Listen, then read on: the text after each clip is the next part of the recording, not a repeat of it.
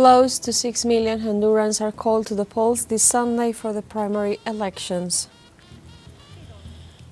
The President of Mexico, Claudia Sheinbaum, led the Festival for National Sovereignty in the capital Zócalo Square. And in Syria, the number of people killed in the escalation of violence west of the country by the repressive forces of the de facto government has risen to over 1,000.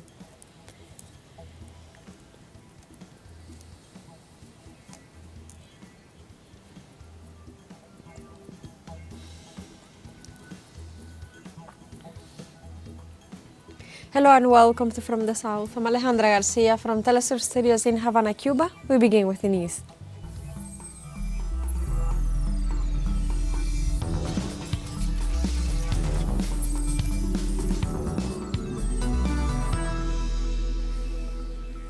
On Sunday, Honduras holds primary elections to choose the next candidates for the presidency, regional and municipal governments and members of parliament. Since early morning, Hondurans have attended the over 5,000 voting centers set up throughout the national territory to exercise their right to vote. In this regard, the National Electoral Council assured the transparency of the electoral process and defended the new technological measures that will guarantee the citizens' vote. After the opening of the voting centers, more than 5.8 million Hondurans are called to vote for the candidates of the political organizations, including the Free Party, the Liberal Party and the National Party.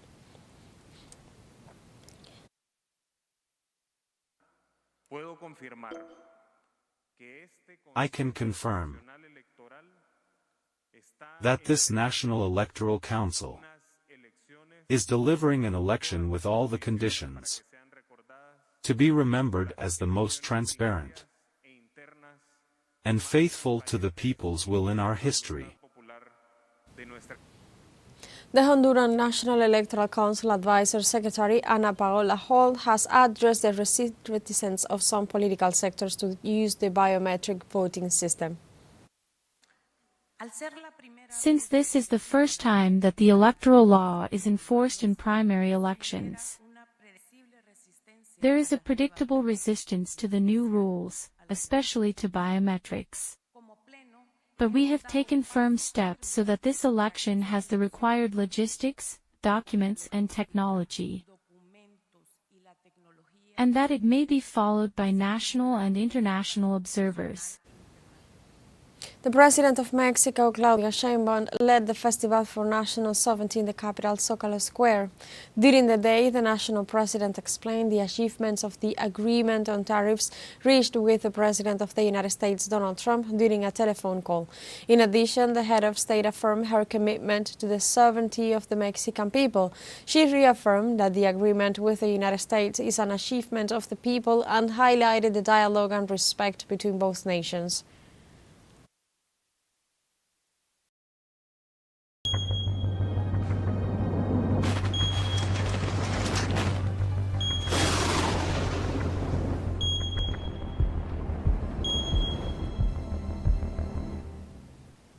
In Argentina, 15 people are dead as a result of flash floods caused by heavy rain associated with the storm that hit Bahía Blanca. The situation led to evacuation of more than 1,000 people who were taken to 13 shelters set up by the regional authorities. Meanwhile, security and rescue management forces continue to search for 2 adults and 2 minors who are still missing. In addition, lack of electricity has affected a private hospital in the south, and there is also damage to roads and buildings.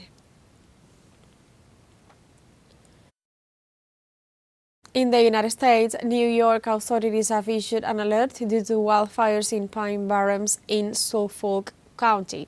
The local authorities say they are using helicopters of the New York National Guard, firefighting agencies and civil protection agencies to fight the fires and to attend to the people affected. The situation has been described as catastrophic, so preventive measures have been put in place, like the closure of the surrounding roads and the evacuation of the towns near the fire.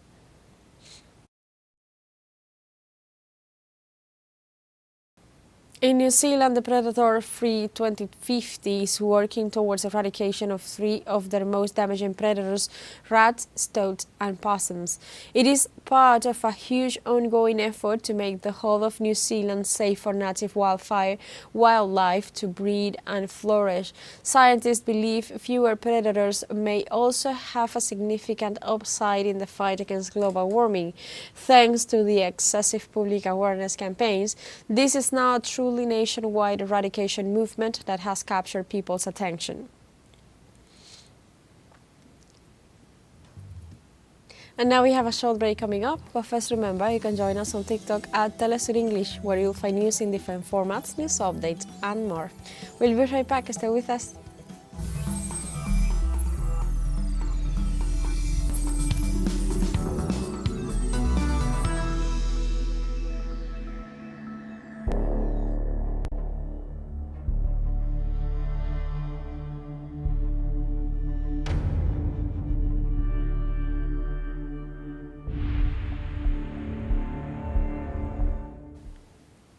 Welcome back to From the South. The Palestinian movement Hamas submits 3 conditions for negotiations on the second phase of the ceasefire agreement. Hassem Qassem, a spokesman for the resistance movement, stated that they presented 3 conditions: an exchange of prisoners, a complete withdrawal of the Israeli army from the Strip, and a permanent ceasefire. Earlier, Hamas reported positive signals regarding the start of negotiations on the second phase of the agreement. The first stage of the ceasefire, which included the release of 30 Israelis and over 1,000 Palestinian prisoners and detainees, and the gradual Israeli military withdrawal from the Gaza Strip, came to an end on March 1st. Authorities in the Gaza Strip have requested international assistance in restoring the electricity system in the enclave. The gas and electricity company reiterated the need for urgent assistance to ensure the restoration of the electricity service. They say Israel destroyed 70% of the electricity grid and that they are also to blame for preventing the entry of materials and machinery. In this regard, the United Nations organization has said that the reconstruction of the Gaza Strip might take as much as 15 years at an estimated cost of over $53 billion.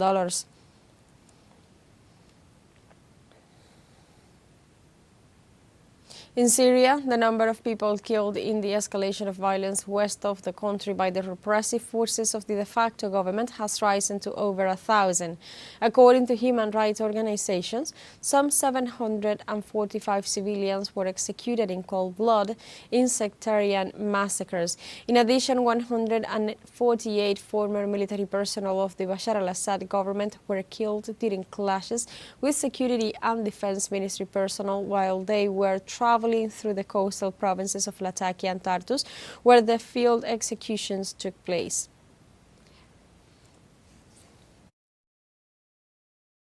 Iranian leader Sayyid Ali Khamenei says the insistence of some powers to hold negotiations with Iran is not aimed at resolving problems but at imposing their conditions. In a meeting with the heads of the 3 branches of the Iranian government and a group of senior military officials, the leader of the Islamic Revolution, Ayatollah Sayyid Ali Khamenei, made it clear that Western principles are against Islamic ones. The Ayatollah said these governments are not seeking to negotiate solely the nuclear issue, but rather to use the negotiations as a way to create new expectations in Iran's defense capabilities and its international capabilities. Some abusive governments insist on negotiating, but it is not aimed at solving problems but rather at them dictating their will. They say, let's negotiate, to impose what they want to the other party sitting across the table. Iran's supreme leader also spoke about their responsiveness and demands that the country may or may not be able to meet in an international arena. The problem is not only the nuclear issue, there are new demands that Iran will not be able to meet, like demands on the country's defense capability and on the country's international capability.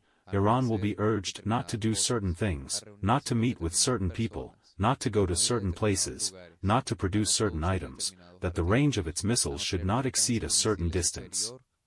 Is it possible for anyone to accept such demands? In other news, in the Democratic Republic of the Congo, at least 11 people were killed after a bomb exploded in a town located in the northeast of the country. The incident took place in Gesa, located in the territory of Masisi, where the rebel group March 23rd movement perpetrated an attack against a group of civilians.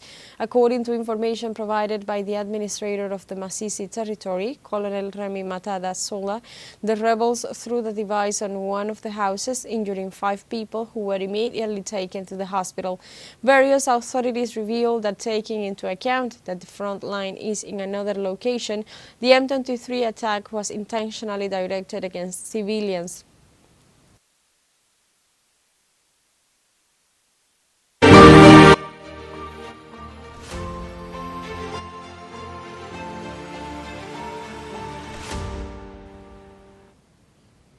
Negotiations between the United States and Ukraine on the terms of the peace treaty will take place this Tuesday in Saudi Arabia. The United States Special Envoy Steve Witkoff said that during the meeting they will discuss the basic aspects of the settlement of the special operation and a 6-month halt of the confrontation. Taking part from the U.S. side will be Secretary of State Marco Rubio, Special Envoy Steve Witkoff and Security Advisor Mike Botts, and from the Ukrainian side the head of the Presidential Office, Andrew Yermak. According to Bloomberg agency, U.S. President Donald Trump demanded that Kyiv agree to a quick ceasefire with Russia as a condition for signing a mineral deal.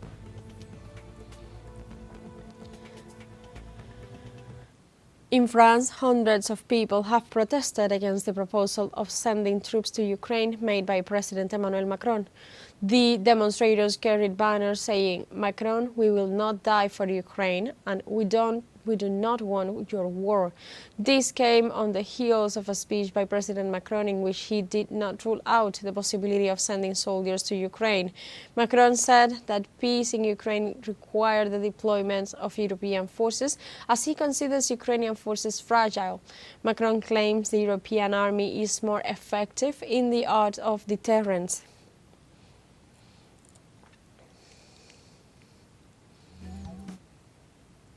We have a second story coming up, but before we invite you to visit our Facebook page at teleSUR English, there you'll be able to watch our top stories, special live coverage and much more. Follow our page and activate the notification button to stay up to date on the world's most recent events. Find a short break. We'll be right back.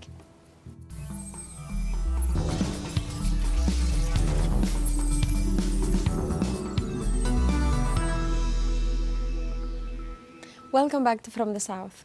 At the Vatican Press of the Holy See reported that Pope Francis remains stable and there is a gradual and slight improvement in his health. The doctors of the Gemelli Hospital reported a gradual improvement in the condition of Pope Francis, who has stayed in the hospital for 3 weeks with pneumonia. In this sense, the Vatican underlined that the Holy Father continues to alternate mechanical ventilation during the night and high-flow oxygenation during the day. On the evening of February 28th last, Pope Francis suffered a bronchial spasms with an attack of vomiting and inhalation, which caused a strong deterioration in the state of his respiratory system.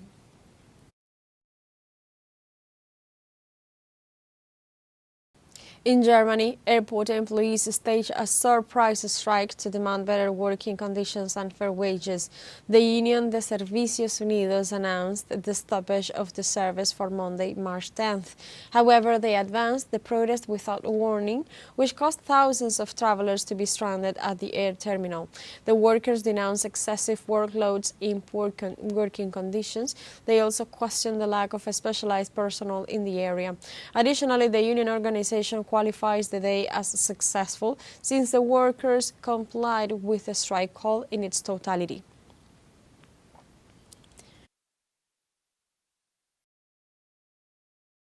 A strike must cause economic damage.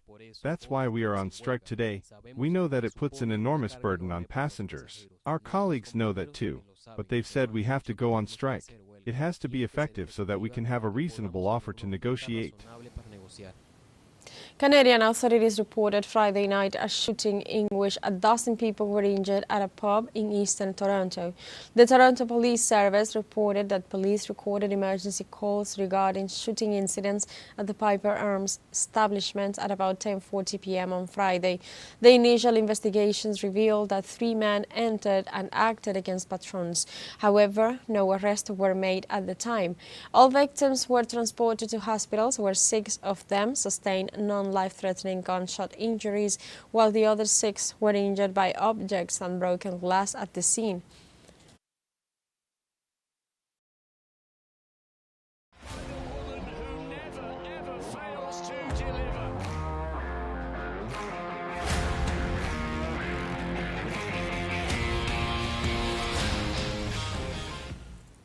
On this Saturday, March 8th, the Special Olympics Winter Games Turin 2025 were inaugurated with thousands of attendees.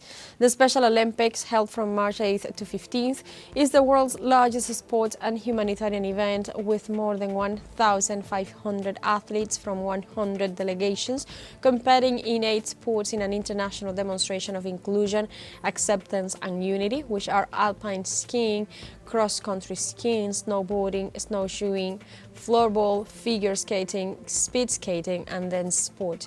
The Special Olympics are held every 2 years, and its mission is that through the power of sport, people with intellectual disabilities discover new strengths and abilities, skills and success.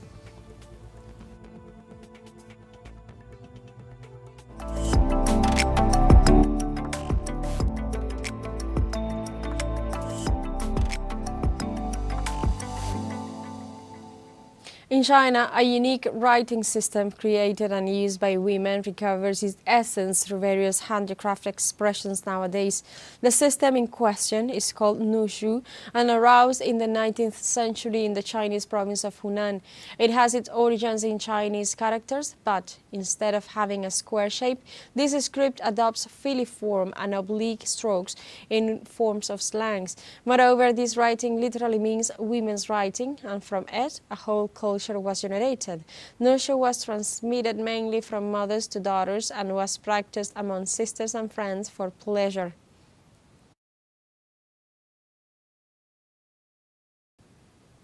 Nushu writing was used by women who in the feudal era had no access to education and often used it to write their autobiographies.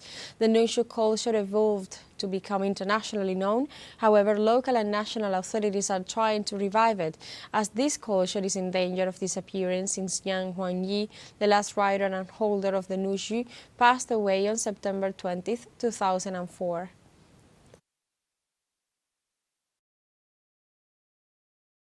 在做文字珠宝设计的那段时间呢，我偶然 During my time designing character-based jewelry, I happened to open a book from the shelf and found the unique beauty of Nushu characters. They resemble curved willow leaves, crescent moons, and even sharp little knives. As I delved deeper into Nushu culture, I was deeply moved by its blend of gentleness and resilience, which inspired me to create the Nushu jewelry series.